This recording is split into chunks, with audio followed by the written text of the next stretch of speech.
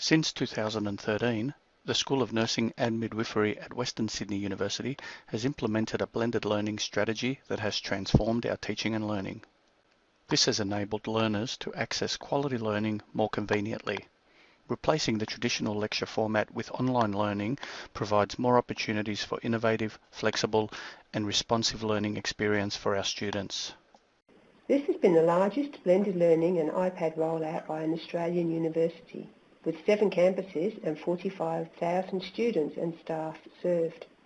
There is substantial support in terms of resources, support teams, targeted skills workshops, staff development, plus awards and showcases, which has been found to be an effective way to optimise blended learning. As well as serving over 3,500 learners across 4 campuses in Western Sydney. Our nursing and midwifery students complete valuable clinical experience at hospitals across the state. Giving every staff and student a free iPad enabled instant engagement and provided more learning opportunities and greater accessibility for more learners to learn at their own pace and personalise their learning. The use of iPads in our courses encouraged self-directed learning and allowed learners to learn, practice and reflect on their clinical practice. All blended learning material and activities are fully integrated with the Blackboard 9 learning management system and interoperable with learning systems from most sources.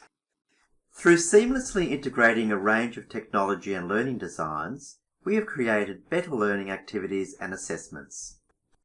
This is reflected in better student exam results and in better student feedback, in more surveys, which have supported our decision to replace lectures and embrace blended learning.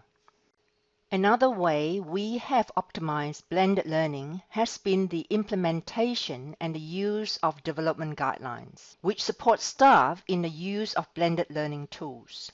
These are used to benchmark performance across the university and against national and international standards, such as the ACODE benchmarks for technology-enhanced learning.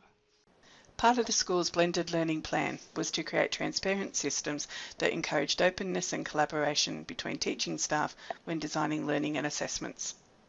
This has allowed us to seamlessly integrate technology into activities that help students learn valuable clinical skills by giving them time to learn, reflect on their practice, and master the learning material. This is done face-to-face with simulated patients and case studies in clinical learning spaces. After the students have had the opportunity to practice online with the same case studies in a virtual learning environment.